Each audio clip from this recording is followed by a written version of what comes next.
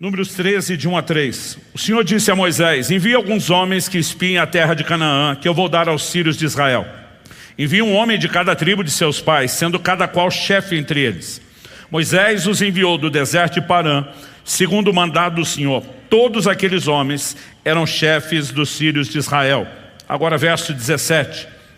Moisés os enviou a espiar a terra de Canaã e disse-lhes: subam pelo Neguebe e entrem na região montanhosa. Vejam a terra como ela é, e o povo que nela habita, se é forte ou fraco, se são poucos ou muitos. Vejam também como é a terra em que esse povo habita, se é boa ou má, e como são as cidades em que habita, se são arraiais ou fortalezas. Também como é o solo, se é fértil ou estéril, se nele há matas ou não. Tenham coragem e tragam dos frutos da terra. Se você puder, repita comigo: tenham coragem e tragam dos frutos da terra. Aqueles dias eram os dias das primícias das uvas. Verso 23. Depois foram até o vale de Escol e ali cortaram um ramo de videira com um cacho de uvas, o qual foi trazido por 2 homens numa vara. Trouxeram também romãs e figos. Verso 25. Depois de 40 dias voltaram de espiar a terra. Vieram a Moisés, a Arão e a toda a congregação dos filhos de Israel em Cádiz, no deserto de Parã. Fizeram um relato do que tinham visto a eles e a toda a congregação, e mostraram-lhes os frutos da terra. Relataram a Moisés e disseram: fomos à terra a qual você nos enviou. De fato, é uma terra onde mana leite e mel, e estes são os frutos dela. Mas o povo que habita nessa terra é poderoso, e as cidades são muito grandes e fortificadas. Também vimos ali os filhos de Anak. Os amalequitas habitam na terra do Neguebe, os heteus, os jebuseus e os amorreus habitam nas montanhas, os cananeus habitam perto do mar e na beira do Jordão. Então Caleb fez calar o povo diante de Moisés e disse: vamos subir agora e tomar posse da terra, porque nós somos perfeitamente capazes de fazer isso. Porém os homens que tinham ido com ele disseram: não podemos atacar aquele povo porque é mais forte do que nós. E diante dos filhos de Israel falaram mal da terra que haviam espiado, dizendo: a terra pela qual passamos para espiar é terra que devora os seus moradores, e todo o povo que vimos nela são homens de grande estatura. Também vimos ali gigantes. Os filhos de Anak são descendentes de gigantes, e éramos aos nossos próprios olhos como gafanhotos, e assim também éramos aos olhos deles. Só mais um pouquinho de paciência. Os primeiros 5 versículos do capítulo 14, que é a continuação. Então toda a congregação se levantou e gritou em alta voz, e o povo chorou aquela noite. Todos os filhos de Israel murmuraram contra Moisés e contra Arão, e toda a congregação lhes disse: quem dera tivéssemos morrido na terra do Egito, ou mesmo nesse deserto. E porque o Senhor nos traz a essa terra para cairmos a espada e para que nossas mulheres e nossas crianças sejam por presa, não seria melhor voltarmos para o Egito? E diziam uns aos outros: vamos escolher um chefe e voltemos para o Egito. Então Moisés e Arão caíram sobre o seu rosto diante da congregação dos filhos de Israel. Desde a saída de Israel do Egito, esse talvez seja um momento de crise mais acentuado. Eles vivem um momento de profundo desânimo e abatimento. Quando a Bíblia diz que os espias foram selecionados e a orientação procede do Senhor, Moisés não enviou qualquer espia. A Bíblia diz que eram príncipes, eram chefes das tribos. Cada uma das 12 tribos escolhe o seu melhor representante. Homens que tivessem a coragem de se infiltrar em território inimigo. Ou seja, nós não estamos falando de gente que, por natureza, não seria, eu diria mais do que aventureiro, gente ousada, corajosa. Mas quando eles voltam, o relato deles é: a terra é boa, e esse é o seu fruto. Eu fiz questão de ler o texto em que 2 homens precisaram carregar numa verga, num pedaço de pau, um cacho de uva. Eu fico imaginando o tamanho do cacho, ou até mesmo das uvas. E aquele tipo de coisa, se você não traz para mostrar, ninguém acredita. Vai ficar tipo o que se dizia antigamente, história de pescador. Eles voltam e dizem: gente, a terra é boa, a prova está aqui que a terra é boa. Mas em outras palavras, ele diz: mas não é para o teu bico. Não é para nós. Porque a terra tem gigantes. O desânimo se instala, o povo levanta a voz, chora. A Bíblia diz que isso dura a noite inteira. Eles se rebelam não apenas contra a liderança de Moisés, mas contra Deus, o plano e o propósito de Deus. E essa crise se instala por causa de um elemento.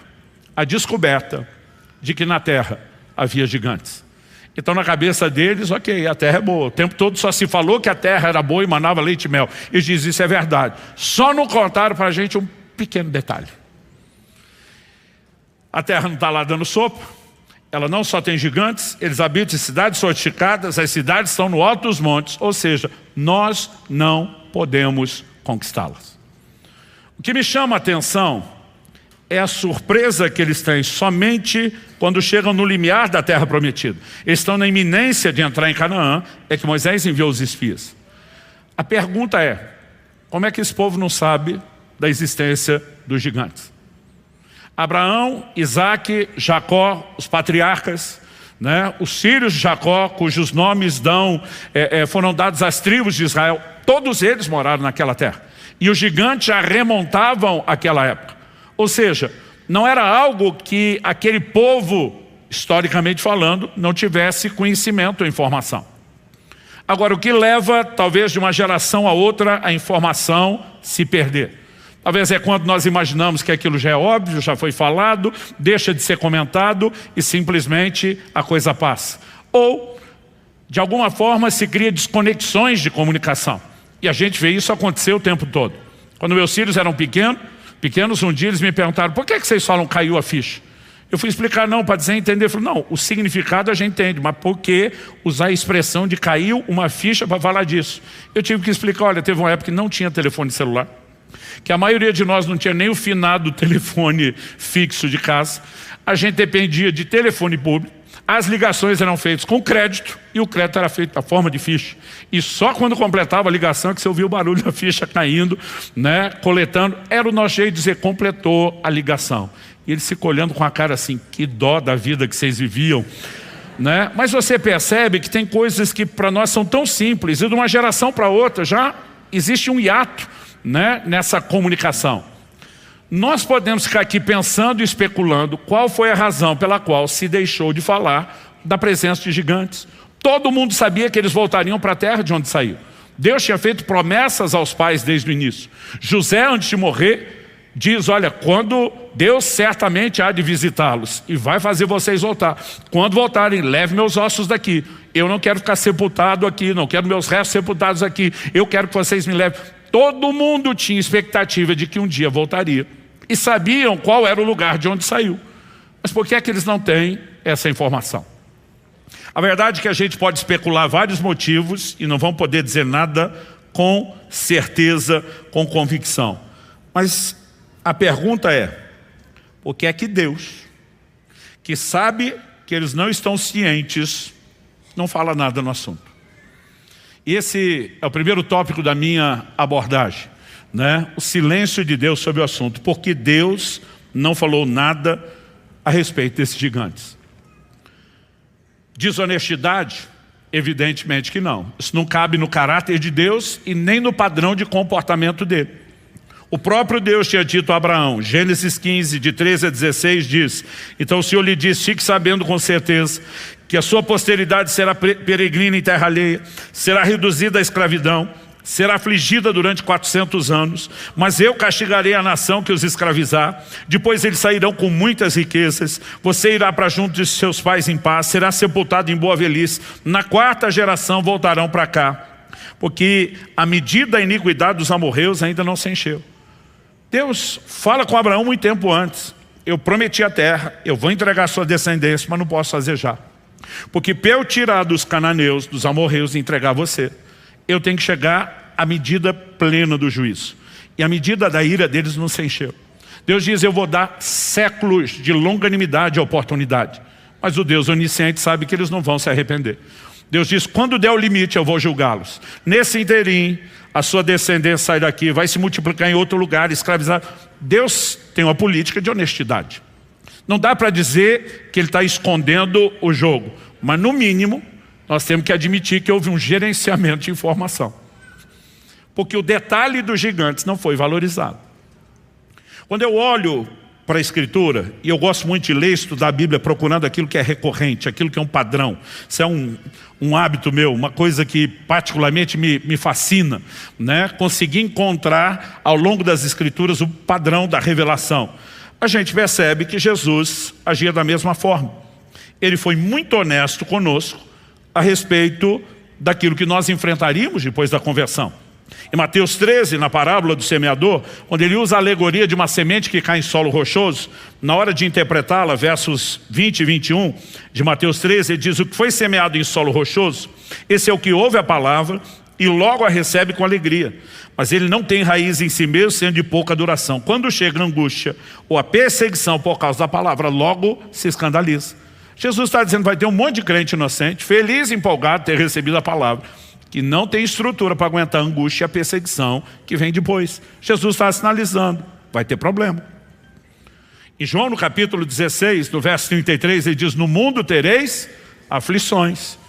Está certo que o foco dele não é o problema, ele diz: tenham bom ânimo, eu venci o mundo. Traduzindo, vocês também podem vencer, como diz 1 de João 5, aliás, escrito pelo mesmo João que registrou essa frase de Jesus: no mundo tereis aflições, mas tem de bom ânimo, eu venci o mundo. João diz: e essa é a vitória que vence o mundo, a nossa fé. Jesus estava chamando seus discípulos a um lugar de fé e confiança, mas sem deixar de comunicar que haveria problemas. Em Lucas 14, de 28 a 32, ele conta duas parábolas e fala sobre a importância de calcular o custo de qualquer empreendimento antes de se lançar nele. E ele usa isso como uma plataforma para produzir entendimento. Vocês também têm que sentar e calcular quanto custa ser meu discípulo. E ele vai dizer em Lucas 14, 33 ao final: assim, pois, qualquer um de vocês que não renuncia a tudo que tem, não pode ser meu discípulo. Então, não importa se estamos falando da maneira como Deus falou com Abraão sobre como seria os próximos séculos, o andamento das coisas com a linhagem dele, se estamos falando da maneira como Jesus lida com seus discípulos, o padrão, evidentemente, é: Deus não mente e não age de má fé. Mas, o que é que nós podemos concluir? Que Deus não valoriza problemas. Você pode repetir isso comigo? Diga: Deus não valoriza problemas. Até porque ele espera de nós o mesmo. Então ele já adota um padrão, uma linguagem, um comportamento. Agora, o outro questionamento que eu passei a fazer a partir desses, e o tema da mensagem hoje é gigantes dos quais não me falaram, desse silêncio a respeito de um detalhe que a gente não considera um detalhe qualquer, né? É: por que Deus evitou que eles tomassem conhecimento disso antes? Então nós não podemos dizer com certeza porque as pessoas se mantiveram em silêncio, mas a Bíblia diz porque é que Deus não falou do assunto. Hebreus capítulo 13, versos 17 e 18. A Bíblia diz: quando Faraó deixou o povo ir, Deus não os levou pelo caminho da terra dos filisteus, embora fosse mais perto. Preste atenção nisso: embora fosse mais perto. Pois disse, para não acontecer que, vendo a guerra, o povo se arrependa e queira voltar para o Egito. Porém Deus fez o povo rodear pelo caminho do deserto, perto do Mar Vermelho. Os filhos de Israel saíram do Egito organizados como um exército. Se puderem colocar um mapa, eu quero tentar te ajudar a entender o que foi que aconteceu. Então nós temos no canto superior da esquerda um destaque ali para o Cairo. É importante que você imagine que eles estavam ainda mais para cima, mais ao norte, já quase perto da divisa do mar lá em cima quando saíram. Quando eles saem, eles descem a península do Sinai, entre esses dois braços do Mar Vermelho. Há uma grande discussão por onde se atravessou. Eu particularmente acredito que atravessaram o braço de lá e que, como Paulo diz em Gálatas 4, o Sinai está na Arábia e não necessariamente onde hoje localizamos. Mas eles fazem toda essa descida, atravessam o Mar Vermelho, sobe toda a Jordânia para entrar lá em cima, por cima, no canto da direita, na extremidade do mapa, para entrar na terra prometida. Quando eles poderiam ter saído beirando o mar e cortar direto. Gente, nós não estamos falando de um povo que saiu viajar com meio de transporte. Estamos falando de uma multidão caminhando a pé, com crianças, com idosos, com animais. Quem que escolhe uma volta gigantesca dessa para se fazer a pé? A Bíblia diz: Deus não queria que eles atravessassem a terra dos filisteus, porque se eles vissem a guerra, iam desanimar, iam querer voltar para o Egito. Agora, o prognóstico de Deus estava tão certo, que mesmo depois de toda a volta, quando eles viram com quem ia guerrear, desanimaram e queriam voltar para o Egito. A diferença é que a volta agora era enorme. né? A volta era desanimadora também. Mas a pergunta é, se eles iam desanimar depois, qual a diferença de desanimar antes ou desanimar depois? Pelo menos na nossa cabeça a gente pensa, seria mais honesto desanimar de cara já sabendo do que aguarda, do que ter uma expectativa mais alta, ter uma surpresa e desanimar depois. Mas aí de novo vou falar sobre a questão do gerenciamento de informação. Deus primeiro queria que eles chegassem no limiar da terra, pudessem constatar que a terra era tudo o que ele havia falado, antes de saber com o que teriam lidar. Por quê? Porque o desânimo não pode chegar antes da inspiração. Se começasse pelo desânimo, não haveria a menor chance ou possibilidade de vencê-lo. Mas se Deus conseguisse primeiro da inspiração, Ele daria munição para que eles pudessem vencer o desânimo. Porque lidar com o desânimo será inevitável. A pergunta é, você tem combustível para isso ou não? E basicamente, quando olhamos para essa situação, você continua vendo ao longo da Bíblia o mesmo padrão. Em João 16, versos 12 e 13, Jesus fala com os seus discípulos, tenho ainda muito para lhes dizer, mas vocês não podem suportar agora. Porém, quando vier o Espírito da verdade, Ele os guiará em toda a verdade. Ele não falará por si mesmo, mas dirá tudo o que ouvir, anunciará a vocês as coisas que estão para acontecer. Então Jesus está sendo honesto, diz, galera, tem muita coisa para dizer, mas de boa, vocês têm estrutura agora não. Então, para não parecer que eu estou enganando, eu vou dizer que tem coisa para falar, mas que eu não falo porque vocês não estão prontos. Eu vou esperar um pouquinho mais, para preparar vocês um pouquinho mais. Porque a mesma informação, se vocês tiverem um combustível aí dentro, vocês vão digerir e processá-la de forma diferente. Quem está entendendo? Então você vai percebendo ao longo da Escritura esse padrão. Quando Deus fala com Moisés e se revela na sarça, e diz para ele, volta ao Egito, diga a Faraó que deixe meu povo ir. Gente, Deus deu sinais extraordinários para Moisés operar. O Senhor diz para ele, você vai operar sinais diante do Faraó. Mas Deus diz, não espere um Faraó disposto a perder toda a mão de obra gratuita de uma nação inteira que ele tem, de milhares e milhares de pessoas, sem nenhuma resistência. Então a advertência de Deus para Moisés na sarça, Êxodo capítulo 3, de 19 a 22. Eu sei, porém, que o rei do Egito não os deixará ir, se não for obrigado por mão forte. Portanto, estenderei a mão, ferirei o Egito com todos os meus prodígios que farei no meio dele. Depois disso, o rei os deixará ir. Eu farei com que esse povo encontre favor diante dos egípcios, e quando vocês saírem não será de mãos vazias. Deus já tinha prometido a Abraão, né, que eles iriam despojar o povo que iria escravizá-los. Cada mulher pedirá à sua vizinha, a mulher que tiver hospedado em sua casa, objetos de prata, objetos de ouro, roupas que vocês porão sobre os seus filhos, sobre as suas filhas, e assim vocês despojarão os egípcios. Deus disse exatamente como seria. O faraó não está tão aberto, receptivo. Eu vou ferir o Egito com sinais, eu vou dobrá-lo. Deus só não disse quanta resistência o faraó ofereceria e quanto tempo levaria para dobrá-lo. Porque mesmo quando ele menciona o problema, ele não vai supervalorizar a questão e nem os detalhes. Aí Deus diz para Moisés, vou te dar alguns sinais. Primeiro, pega a vara que está na sua mão. Joga no chão, ele joga. Quando ele joga aquele objeto inanimado, a Bíblia diz que se transforma numa serpente diante dos seus olhos. Gente, eu não sei como você lê a Bíblia, mas não dá para imaginar uma cena dessa e você reagir de qualquer forma. Nós não estamos falando de uma coisa qualquer. Eu fico imaginando o impacto que aquilo teve em Moisés. E Deus falando para ele agora, pega pela cauda. Eu digo, se fosse comigo, ia dar um trabalho obedecer a Deus. Mas quando ele pega, vira a vara de novo. Deus diz, você vai fazer o sinal diante de Faraó. Aí Deus diz, bota a mão dentro da sua veste. Ele põe, quando tira, a mão está leprosa. Bota de novo. Ele bota, quando tira, está sarado. E Deus diz, você ainda vai transformar água em sangue. Bora, vá lá para o Egito fazer o que eu estou mandando. Se eu sou Moisés, eu ia treinando o caminho inteiro. Joga a vara.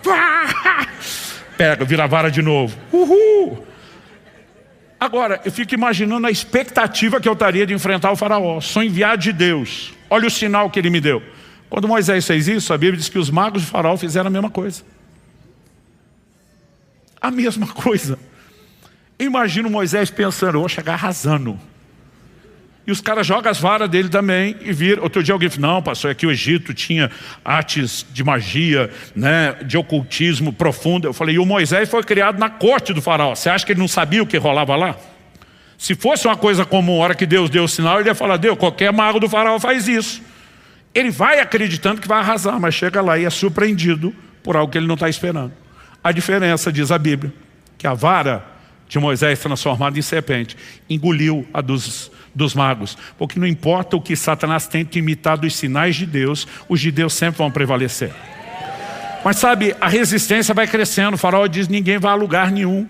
E agora ele começa a oprimir o povo. Ele diz, vocês devem estar ociosos para pensar em adoração. Nós vamos encher o povo de trabalho para que eles não pensem em adoração. Olha o que a Bíblia diz em Êxodo no capítulo 5. Vou ler do 19 ao 23. Então os capatazes dos filhos de Israel se viram em aperto, porque diziam a eles, não haverá redução na quantidade de tijolos na tarefa diária de vocês. Quando saíram da presença do faraó, está falando dos capatazes, encontraram Moisés e Arão, que estavam à espera deles. O que eles estão esperando lá para ver o que é que vai rolar, o que é que vai acontecer? Eles disseram, que o Senhor olhe para vocês e o julgue, porque vocês nos fizeram odiosos aos olhos de faraó e diante dos seus servos, dando-lhes a espada na mão para nos matar. Então Moisés, voltando-se ao Senhor, disse, ó Senhor, por que afligiste esse povo? Por que nos enviaste? Pois desde que me apresentei a faraó para falar em teu nome, ele tem maltratado esse povo e tu nada fizeste para livrar o teu povo. Moisés vai fazer a oração que um monte de nós já fez. Deus, cadê o Senhor? Cadê as suas promessas? Por que é que não está tendo resultado? Por que é que nós só estamos tendo oposição e dificuldade? E os caras ainda culpando os dois. Diz, ó, antes de vocês chegarem, nossa vida estava boa. Agora vocês arruinaram tudo. Moisés vai lá reclamar com Deus. O que é que Deus fala para Moisés? Se você olhar na sequência, porque nós lemos até o último versículo aí de Êxodo 5, a sequência é Êxodo 6. Você tem uma divisão do capítulo, mas não do assunto. Verso 1 do capítulo 6. Então o Senhor disse a Moisés, agora você verá o que vou fazer a faraó, pois por mão poderosa os deixará ir, e por mão poderosa os expulsará da sua terra. Gente, Deus não dá moral para problema. Deus não fica discutindo a dificuldade. Diz, Moisés, só presta atenção. Você vai ver o que eu vou fazer com o faraó. Só que Deus não disse, ainda tem mais 9 pragas com ele resistindo antes de se dobrar. Mas Deus está sempre olhando o resultado final. E não só olhando, Ele está tentando colocar os nossos olhos lá. Gerenciamento de informação. Assim como a questão dos gigantes, dos quais nada foi falado antes. Novamente, nós vemos o mesmo gerenciamento de informação. Em Atos 9:16, você percebe quando Paulo se converte e o Senhor Jesus depois envia Ananias ao encontro dele com a palavra. Ananias diz para ele, da parte do Senhor, eu lhe mostrarei o quanto importa padecer pelo meu nome. Não dá para dizer que Jesus não foi honesto. O cara acabou de se converter e já ganhou uma palavra dessa. Eu não consigo imaginar o Paulo erguendo a mão para o céu, aleluia, glória a Deus. Só que ele não tinha noção do quanto sofrimento viria. Agora, mais à frente, você vai ver o mesmo Paulo dizendo em Atos 20, 22, 23. Agora, impelido pelo Espírito, vou para Jerusalém, não sabendo o que ali vai me acontecer, exceto que o Espírito Santo, de cidade em cidade, me assegura, me garante, que prisões e sofrimentos estão à minha espera. À medida que o tempo passa, ele vai subindo o nível de informação quando ele tem estrutura. Então, eu vou insistir na ideia. Não é falta de honestidade, mas há gerenciamento de informação. Por quê? Porque se o desânimo chegar primeiro, antes da inspiração, nós teremos um problema. Agora, como alimentar a inspiração? De modo a vencer o desânimo, em vez de ser vencido por ele. E esse é o ponto principal e prático que eu quero chamar a sua atenção. Nós falamos dos desafios que Paulo enfrentou, e eu quero destacar aqui palavras de Paulo. Segundo aos Coríntios, capítulo 4, verso 16, ele começa sendo assim, por isso não desanimamos. Você pode repetir isso comigo? Diga, por isso não desanimamos. Alguém outro dia mostrou esse texto para mim e falou, pastor, é possível o crente chegar nesse nível e se tornar indesanimável? Eu falei, de acordo com a declaração de Paulo, sim. Só que ele continua e diz, pelo contrário. Então, o que é o contrário de não desanimar? Permanecer animado, empolgado, aleluiado. Ele diz, pelo contrário, mesmo que o nosso ser exterior se desgaste, o nosso ser interior se renova dia a dia. As traduções mais antigas dizem, ainda que o homem exterior se corrompa, o interior, contudo, se renova de dia em dia. Gente, problema e desgaste está do lado de fora. Fonte de renovação está do lado de dentro. E sempre, não nas circunstâncias, mas na perspectiva espiritual. Mas ele continua e diz assim, porque a nossa leve e momentânea tribulação produz para nós um eterno peso de glória acima de toda comparação. Vamos fazer uma pausa. De um lado ele fala leve tribulação. Do outro ele usa a expressão peso de glória. O que ele está querendo dizer com leve e pesado? Quando ele diz acima de toda comparação, é evidente que na mente de Paulo, a ilustração é uma só, a balança romana. 2 pratos. Normalmente, quando alguém ia comprar alguma coisa, tinha lá um peso padrão que definia, né? Vamos falar da época de feira, 1 quilo de alguma coisa. Bota lá num prato o peso padrão que define o quilo. Vai enchendo outro prato até que eles se equilibrem. Então, se compara um com o outro até que se nivele. Paulo está dizendo, tribulação é leve, o prato sobe. Por quê? A glória pesa mais. Tribulação nunca terá o peso da glória que nos aguarda. Agora, ele diz que essa distinção acontece, verso 18, na medida em que, ou seja, como nós podemos viver a descompensação em vez do nivelamento, ou até a descompensação inversa, onde o desânimo é que fica maior. Ele diz, na medida em que não olhamos para as coisas que se veem, mas para as que não se veem. Porque as coisas que se veem são temporais, mas as que não se veem são eternas. Basicamente ele está dizendo que nós precisamos aprender aonde colocar os nossos olhos, o nosso foco. A expressão olhar aqui, ela literalmente significa colocar o foco, os olhos, fixar os olhos em algo. Então eu e você precisamos entender a importância de olhar na direção certa. É por isso que se Deus começa a falar de gigante antes de falar da terra, ele vai colocar os olhos deles na direção errada.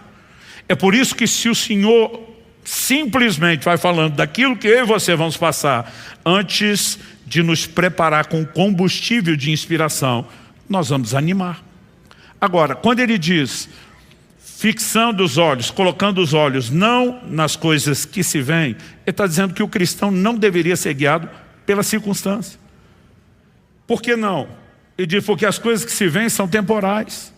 As circunstâncias mudam, gente. Aliás, a vida é cíclica. Então hoje, você pode estar num perrengue financeiro daqueles.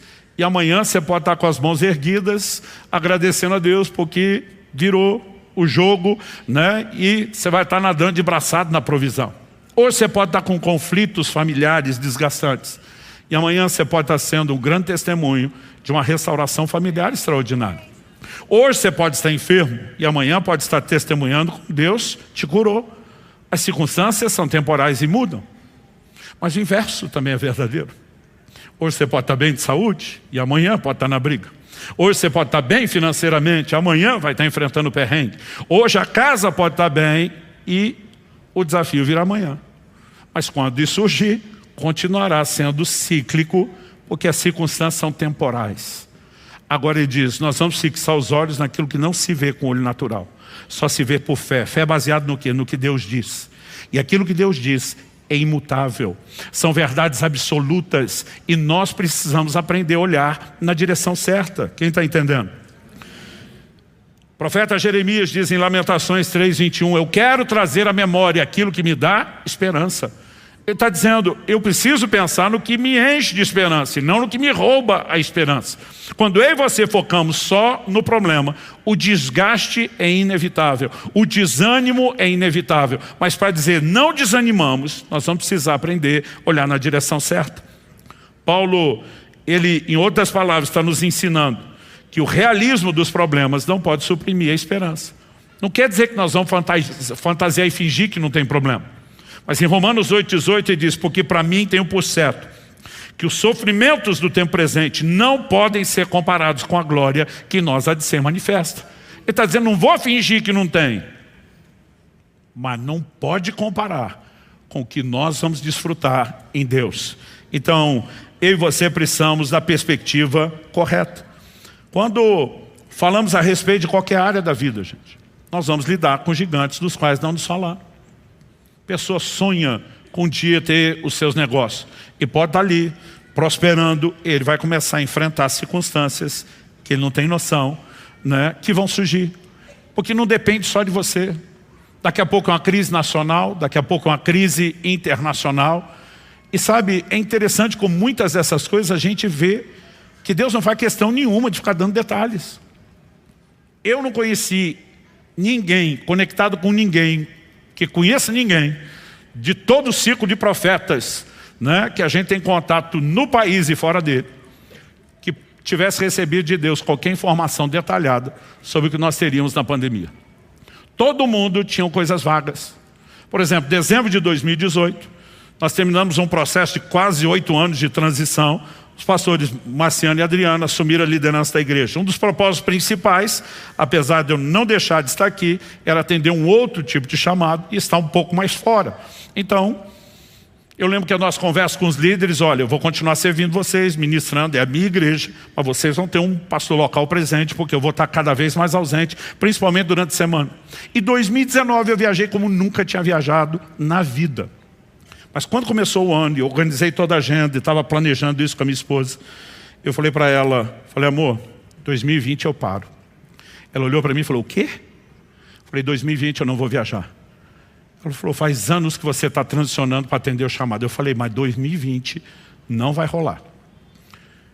Eu sinto que Deus tem outra coisa, eu não sei explicar, mas não é para fazer agenda.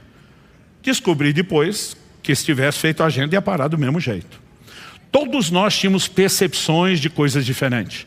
Eu lembro do como o Marciano falou comigo, chefe, nós temos que investir na transmissão online como nunca fizemos antes. Fevereiro já estava com tudo arrumado. Quando a coisa começou em março, nós estávamos prontos. Mas a gente tinha percepções vagas de que tinha que se preparar para o que a gente não sabia. Porque Deus não faz questão de trabalhar detalhes de informações daquilo que nós vamos enfrentar. E teve muita gente que passou anos construindo um negócio para de repente na pandemia ver a coisa começar a desmoronar e dizer vou ter que reconstruir tudo de novo. Gigantes dos quais não nos falaram. Situações ligadas à família, situações ligadas à saúde e a lista vai longe. Agora, quando a gente fala que a realidade dos problemas não pode suprimir a esperança, não quer dizer que a gente evita. Mas, por exemplo, meus filhos cresceram ouvindo o pai e a mãe dizer que a melhor coisa que nos aconteceu na vida, depois de Jesus, foi o casamento. E é verdade. Mas a gente nunca falava outra coisa além disso. Quando eles já estavam crescidos, empolgados, querendo casar cedo, a gente falou, agora deixa eu avisar vocês. É a coisa mais maravilhosa, é boa. Mas não ache vocês, que vocês não vão ter desafio. Os desafios serão inúmeros. Normalmente no matrimônio se juntam duas pessoas de formações, né? Estilos de vida familiar completamente diferentes. Você normalmente junta temperamentos diferentes, porque como diz o ditado, os opostos se atraem. Quando você conhece alguém, você vê no outro virtudes que não tem. Mas vai descobrir depois que ele também tem defeitos que você não tem, né? E você vai somando a isso as diferenças do jeito de ser de homem e mulher. A gente pensa na química potencial explosiva, está ali. Isso não significa que não tenha que ser vivido de forma abençoada, empolgante, extraordinária. Mas eu vejo pais que querem tanto preparar os filhos para a realidade que desanima eles antes. Eu vi gente crescendo dizendo, não quero casar não. Se o casamento for metade do que meus pais falam, eu não quero isso para a minha vida. Agora, como que você pode trabalhar o realismo sem suprimir a esperança? Primeiro foca na inspiração. E depois dá a dose certa em cada hora. Então, quando nossos filhos estavam crescidos, principalmente quando se apaixonaram e queriam definir a vida, a gente começa a conversa. Eu lembro quando Israel estava apaixonado pela Priscila, e não era só ele, era a família toda. Eu chamei ele e falei, filho, nem Priscila, essa criatura mais maravilhosa que nós conhecemos, é perfeita. Se ela fosse, você não é, já estragaria tudo. Eu falei, mas nem ela é perfeita. Tentando prepará-lo, ele olha para mim e fala assim, pai, eu sei, mas das imperfeitas é a melhor. Eu falei, ok, mas você está com isso na cabeça? Tô. Então tá. É tudo que você precisa, né? Saber que tem algo que te inspira mais do que uma percepção daquilo que você vai lidar. Então nós lidamos assim com os filhos. Não há outra forma saudável de prepará-los para qualquer coisa na vida, né? Quando eles são pequenos e têm as primeiras amizades, eles têm aquela fantasia de que vão crescer, todo mundo envelhecer, ser amigo para sempre. Não adianta você explicar e dizer, daqui a pouco cada um vai estudar para um lado, vocês vão desconectar. Não adianta você simplesmente desanimá-los antes de determinados momentos onde tem estruturas. Daqui a pouco eles vão descobrir realidades da vida. Deus nunca trabalhou diferente. E eu e você vamos ter que lidar com gigantes dos quais não nos falaram. Quem recebe o chamado para o ministério e vai servir a Deus cheio de empolgação, vai descobrir gigantes dos quais não lhe falaram. Paulo diz, uma porta grande e eficaz se me abriu no Senhor, mas há muitos adversários. Uma porta não é de Deus? É. E daí? Quem foi que disse que quando Deus abre uma porta você não vai ter problema? O que normalmente ele não faz é falar muito dos gigantes. Isso não significa que eles não estarão lá. Então, perspectiva. Lutero, quando começa a experimentar o início do movimento da reforma, ele deixa de ser um sacerdote dedicado ao celibato, dentro da estrutura romana. Ele passa agora a defender o direito dos ministros se casarem e o plano e o propósito de Deus para o casamento. Você vai ver Lutero falar nos seus escritos sobre Catarina, sua esposa, como a melhor coisa que lhe aconteceu. Mas o próprio Lutero, que era tão empolgado com o casamento, ele disse, 1 ano de casamento me santificou mais do que 10 anos de monastério. Porque essa coisa boa tem desafios. Todos nós vamos lidar com isso. Então, quando eles vivem aquela crise inicial, do texto inicial que nós lemos, que o povo está desanimado, querendo voltar para o Egito, olha o que a Bíblia diz em Números 14, a gente leu do 1 ao 5, agora eu vou ler do 6 ao 9. E Josué, filho de Nun, e Caleb, filho de Jefoné, que eram daqueles que espiaram a terra, 2 dos 12, rasgaram as suas roupas, falaram a toda a congregação dos filhos de Israel, dizendo, a terra pela qual passamos para espiar é terra muitíssimo boa. Se o Senhor se agradar de nós, então nos fará entrar, nos dará essa terra, que é uma terra que mana leite e mel. Então somente não sejais rebeldes contra o Senhor, não tenham medo do povo dessa terra, porque como pão os podemos devorar, a proteção que eles tinham se foi, o Senhor está conosco, não tenham medo deles. Eles já tinham sido picados pela inspiração. Não tinha desânimo que parava esses dois. Agora sabe o que é curioso? De uma geração inteira que sai do Egito, tirando Eleazar, o filho de Arão, que já estava garantido como sucessor, só esses dois da geração inteira vão entrar na terra prometida. Porque o resto não entrou. Hebreus 3,19 diz, vemos que não puderam entrar por causa da incredulidade. Todo mundo tinha o mesmo Deus, você concorda? Todo mundo tinha a mesma promessa da mesma terra prometida, você concorda? Todo mundo tinha o mesmo desafio, era os mesmos gigantes do mesmo tamanho do outro lado. O que diferenciou um grupo do outro? Atitude. 2 se deixaram ser tomados pela inspiração e disseram, nós vamos atropelar o desânimo. Os outros deixaram o desânimo falar mais alto e atropelar a inspiração. E se perderam no meio do caminho, no meio do processo. Quando surgirem os gigantes dos quais não nos falaram, eu e você precisamos olhar na direção certa. O que é que Deus tem falado, o que é que Ele tem prometido, o que é que Ele tem disponibilizado, como é que nós vamos agir diante disso. Então, quando olhamos para a Escritura, nós somos chamados a concordar com Deus, gente. Amós 3,3 diz, como andarão 2 juntos se não estiverem de acordo? Então, se eu e você queremos andar com Deus e Deus não dá moral para problema, que opção nós temos? Uma só. Nós também não vamos dar moral para gigante. E quando eles surgirem, nós vamos atropelar cada um deles que surgirem. E nós vamos vivenciar o plano e o cumprimento da promessa de Deus. Ponto final. E simples assim. Quando a Bíblia fala de Abraão, Romanos capítulo 4, 17, 18, depois nos versículos anteriores dizer que nós temos que andar nas pegadas de fé de Abraão, a Bíblia diz como está escrito, eu construí por pai de muitas nações, diante daquele em quem Abraão creu. O Deus que vivifica os mortos, chama à existência as coisas que não existem. Outra tradução diz, chama à existência as coisas que não são, como se já fossem. Abraão, esperando contra a esperança, creu, para vir a ser pai de multidões, segundo lhe havia sido dito, assim será a sua descendência. Deus muda o nome do cara e diz, a partir de hoje, seu nome é pai de multidões. O cara não tem um filho.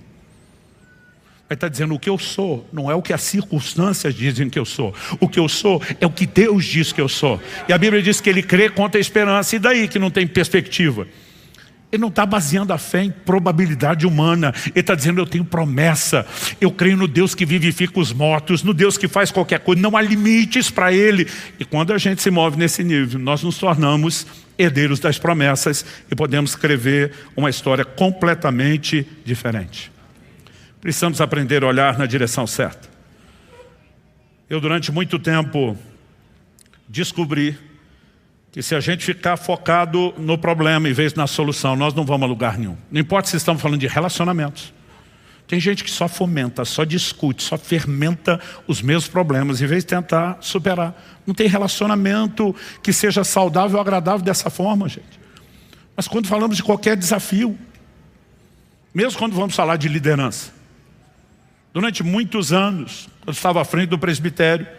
O pessoal lembra das nossas reuniões, quando eu falo do presbitério, a nossa equipe de governo dos pastores, quando nos reunimos para tomar decisões. E às vezes eu dizia, olha, nós vamos nos mover nessa direção, Deus está colocando isso no coração, nós vamos. E alguém dizia assim, não temos dinheiro, não temos gente, não tem. Eu dizia, ei, eu não preciso de você para saber do problema da dificuldade. Você está nessa sala não é para discutir problema, é para discutir solução. Então, ou você ajuda a pensar a solução, ou não precisa estar nessa equipe nem nessa conversa. E às vezes eles me olhavam e diziam, está jogando duro. Eu dizia, se não pensar desse jeito, não precisa fazer parte do time. Então, se Deus falou e não tem dinheiro, nós vamos entender como é que vai ter, seja de forma natural ou entrar no lugar em Deus e depender por milagre. Se não tem pessoas, nós precisamos entender como é que nós vamos. Foco. Mas com o tempo você descobre que é muito mais do que otimismo ou positividade. Quando nós falamos de fé, é você entrar num lugar de dizer, eu não me dobro, e quando os problemas surgirem como surpresa, eu não preciso sentir que eu estou sendo sabotado ou que eu fui enganado por Deus, mas que eu estava sendo poupado para que a inspiração pudesse entrar primeiro. Em 2016 nós alugamos esse local que estamos aqui hoje. Então, desde o início da igreja estávamos na Água Verde, e quando isso aqui surgiu, a gente não tinha dúvida, porque todo mundo me ouvia falar desde 19 anos atrás, do início do alcance. Nós estamos começando aqui na Água Verde, mas o nosso lugar é entre Portão e Pinheirinho, no eixo da República Argentina, com as duas rápidas, nós vamos ficar mais ou menos no meio. Eu tenho essa convicção em Deus. Quando isso tudo surgiu, foi milagre após milagre. Entramos numa disputa de locação, que a gente não tinha poder de fogo de quem estava concorrendo, conseguimos. As coisas estavam assim, no início, tudo favorável. Lembro que nós levantamos uma oferta com a igreja na época, era muito menor, né? E por mais que todo mundo entrou com força assim, levantamos recursos, era só para dar o tapa, o mínimo, e entrar nessa estrutura da forma mais simples que você pudesse imaginar. Quando começamos o processo da reforma, que era para ter sido básico, eu lembro que um dia eu estou orando, o Espírito Santo fala comigo assim, se der um vento forte, e é só porque não deu ainda, o telhado do prédio não suporta a estrutura, está comprometido. Eu tomei um susto. Eu ligo o pessoal dos projetos de arquitetura que estava envolvido, coordenando tudo. Eu falei, para tudo, chama um perito, eu não sei que nome dá isso, para fazer uma avaliação do telhado. Eu lembro que a pessoa liderava falou, pastor, nós não temos tempo nem dinheiro para isso. Eu falei, eu não estou te pedindo. Isso é prioridade zero, não se faz outra coisa enquanto não fizer isso. Depois de uns dias, a pessoa me liga de volta e diz, pastor, fala a verdade, Deus falou com você? Falei, por quê? Ela falou, palavras do perito, melhor do estado. Se der um vento forte, e é só porque não deu ainda, o telhado está comprometido. Ela falou, com esse laudo agora, perdemos todas as autorizações que tínhamos para continuar. E não dá para fazer nada sem mexer primeiro no telhado. Eu gelei. Eu falei, quanto para arrumar esse telhado? Ela diz, metade do valor que nós temos em caixa para toda a reforma. Eu falei, gente, a gente mal tem o suficiente para dar o tapa mínimo. E vai metade embora. Eu falei, eu não quero botar metade do dinheiro na lata velha que está em cima. E se a gente trocar? Ela falou, aí é 2/3 do valor. Chegou a me dar dor de barriga. E eu fiz que nem Moisés, fui reclamar com Deus. Eu falei, Deus, foi você que me contou. Ninguém veio me contar. O Senhor que me revelou o problema do telhado. A pergunta é, por que é que o Senhor não revelou antes de eu assinar o contrato? Como é que eu vou chegar diante do meu povo agora e dizer, gente, entrando numa furada, nós vamos ter desperdício financeiro. Eu falei, por que é que o Senhor não falou antes? O Espírito Santo falou comigo, se eu falasse antes, você não alugava. E diz, você seria movido pela circunstância e não pelo propósito. Eu quero vocês lá. Gente, a hora que Deus falou isso comigo, pensa num cara que surtou, que enlouqueceu de fé. Eu falei, não importa o que suja, nós vamos até o fim. Falei para Deus, eu vou chamar uma reunião com a liderança para contar para eles. Na última terça-feira do mês. É bom o senhor fazer algo, porque eu vou jogar a culpa em você. Eu falei, olha, ele que escondeu de nós. Eu falei, o senhor tem até o fim do mês. Na segunda-feira, o dia antes da reunião, um irmão da igreja me liga e fala, pastor, será que a gente podia almoçar junto? Eu falei, segunda, amigo. Enquanto meus filhos ainda estavam em casa, eu joguei duro com isso. Segunda era o dia do descanso. A gente não tem o domingo. Tá certo? Na época não era 5 cultos como hoje, mas a gente já chegou na versão dos 4 cultos no prédio velho. A gente adotou a estratégia do restaurante. Abre no domingo, dá folga para os funcionários na segunda. Então eu falei, cara, segunda sem chance. Ele está insistindo, pastor, é importante. Minha esposa está ouvindo a conversa, me olha o que é. Fulano quer almoçar hoje, no dia da família. Ela falou, vai. Eu falei, era para você defender a família. Não para apoiar. Eu falei, Luciano, ele nunca pediu isso, é uma pessoa sensata. E realmente deve estar precisando. Eu falei, amor, nosso tempo de família. Ela falou, nós almoçamos junto amanhã. Aí eu fiquei até meio aborrecido, ela não defendeu. Eu falei, olha, vamos nos encontrar. Então eu falei, qual o problema? Ele falou, não tem problema. Eu falei, você não me tirou da família. Ele falou, pastor, não tem problema, mas não quer dizer que não possa ser uma coisa boa. Eu falei, eu ia fazer isso ontem na igreja. O Espírito Santo falou comigo, claro, não. Faz isso amanhã e bota na mão do pastor Luciano, que ele sabe exatamente o que é. Ele empurra na mesa um cheque, dobradinho, só para me matar de curiosidade. Ele dizia, abre. Quando eu abri, era exatamente o valor do telhado novo. Eu olhei e falei, o que é isso? Ele falou, minha oferta para a igreja. Eu olhei para ele. Falei, nunca soube que tu tinha tanto dinheiro. Ele falou, não tenho. Eu falei, de onde saiu isso? Ele falou, pastor, desde o primeiro desafio, quando o senhor levantou a primeira oferta, eu não entreguei nada. Falei, por que não? Porque ele falou, eu perguntei ao Espírito Santo. Aí na bobeira de fazer a oração que o senhor mandou a gente fazer, perguntar o que ele queria, e Deus pôs no meu coração esse valor. Eu pensei, eu estou louco. Mas aquilo era tão forte, tão nítido, tão claro. Eu falei, Deus, só tem um jeito de eu te dar isso. É o senhor me dar primeiro. Então ele disse, anotei isso num papel, com data, horário, guardei. Ele me mostrou no dia o papel, falou, desculpa o estado, está remendado com durex, minha filha pequenininha pegou isso, acabou rasgando e eu queria guardar o original, mas estava aquele estado. Ele falou, está aqui meu compromisso firmado com Deus. Quando eu olhei a data, foi antes de Deus falar comigo do telhado. Porque Deus não é pego de surpresa por nada. Ele já estava cuidando e preparando de tudo. Ele falou, pastor, eu comecei a orar, orar, orar. Ele é um advogado. Ele falou assim, apareceu uma causa que era a única que eu podia ganhar o valor do telhado. Ele diz, o problema é que não existia nenhum tipo de jurisprudência a favor daquilo. Mas dentro de mim o Espírito Santo falou, essa é a forma de você conseguir o dinheiro. Ele falou, pastor, nós viramos publicação numa revista jurídica, porque nós criamos jurisprudência numa área onde não tinha. Ele falou, eu vi Deus desde o início. Ele falou, está aí o dinheiro. E eu fiquei olhando, falei, ok, eu ainda vou demorar mais um dia, porque antes de nós depositar esse cheque, estava nominal, a igreja tudo direitinho. Ele falou, eu podia ter dado ontem, mas Deus queria que eu colocasse na sua mão, e ele queria saber a história de antemão. Eu falei, você vai estar na reunião amanhã. Ele falou, não, pastor, não faz isso comigo, que eu estou curioso. E aí eu fiquei pensando, eu falei, antes dele contar, ele já está providenciando tudo. E você, precisamos entender, gente, a pandemia pegou a gente de surpresa, não pegou Deus. Os problemas que surgem nos pegam de surpresa, não pegam Deus. Deus estava falando para Moisés, ó, o faraó vai dar trabalho. Ah, mas o senhor não falou o quanto. Você pula fora do barco se eu falar. Muitas vezes o que nós precisamos é entender que Deus sempre está nos chamando ao lugar de corresponder e alimentar inspiração e não desânimo. Quem está entendendo?